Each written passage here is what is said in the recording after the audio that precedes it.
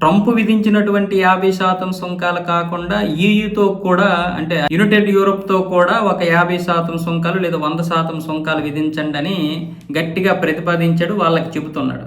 కానీ వాళ్ళు వినే పరిస్థితుల్లో ఇప్పుడు లేరు. ఎందుకంటే ట్రంప్ విధించినటువంటి సుంకాలు వేరు, అది కూడా అంతర్జాతీయ చట్టాలకి విరుద్ధమే.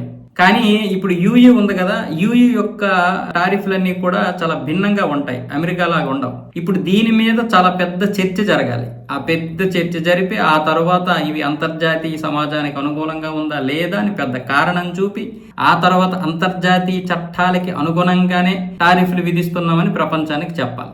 ఇన్ని తంటాలు పడాలి. పైగా ఇప్పుడే యూయూకి భారతదేశానికి మధ్య వాణిజ్య ఒప్పందం చివరి దశకు వచ్చింది. ఇలాంటి పరిస్థితుల్లో టారిఫ్లు విధిస్తే మళ్ళీ అదంతా పోద్ది, వృధా అయిపోద్ది ఇప్పటి వరకు కష్టపడిందంతా కూడా. అందుకే ఇప్పుడు ట్రంప్ చెబుతున్నటువంటి మాటల్ని యూయూ పట్టించుకోవడం లేదు. దాని గురించి ఒక ఐరోపా సమాఖ్య దౌత్యవేత్త ఈ విషయాలన్నీ కూడా చెబుతున్నాడు. ఇప్పుడు పట్టించుకునే పరిస్థితి ఉంటే అది చాలా గందరగోళం సృష్టించేస్తుంది. పైగా ట్రంప్ రోజుకో మాట్లాడతాడు.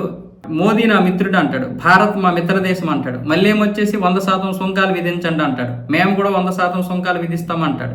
ఎప్పటికైనా భారత్ మా కాళ్ళ దగ్గరికి రావాలంటాడు. ఒకసారి ఏమొచ్చేసి మేము చెప్పిందే వినాలంటాడు, మరొకసారి ఏమొచ్చేసి భారత్ లాంటి దేశం గొప్ప దేశం అంటాడు. కాబట్టి ఇలాంటి పరిస్థితుల్లో ఈ సుంకాలు విధించి దెబ్బతినే కంటే కొన్ని రోజులు వేచి చూడడం బెటర్, లేదనుకుంటే ట్రంప్కే విషయాలు చెప్పడం బెటర్, లేదా వైట్ హౌస్ కి తన యొక్క విధి విధానాలు చెప్పి ఇలా ప్రస్తుతానికి టారిఫ్లు విధించకుండా కాలయాపన చేయడం బెటర్ అని యూయూ చూస్తున్నట్లుగా తెలుస్తోంది. అంటే ట్రంప్ చెప్పిన మాట వింటే అందరూ సగానికి సగం దుకాణాలు మూసుకోవాలి. ఇప్పటికే ట్రంప్ తీసుకొచ్చినటువంటి విధానాల వల్ల అమెరికా ప్రభుత్వం లాభపడుతుంది, ద సేమ్ టైం కంపెనీలు నష్టపోతున్నాయి. ఇప్పుడు వాళ్ళు అక్కడ గొగ్గోలు పెడుతున్నారు. కొంతమంది అయితే మా డబ్బులైనా మాకు ఇప్పించండి, $200 బిలియన్ మేము లాస్ అయిపోయామంటున్నారు. దీని అందరికి ఎవరు సమాధానం చెప్తాడు? ఆర్థిక సంక్షోభం వచ్చే అవకాశాలు కూడా ఉన్నాయి ఈ సంవత్సరం చివరిలో, అది కూడా చూసుకోండి అని మరికొంతమంది బెదిరిస్తున్నారు.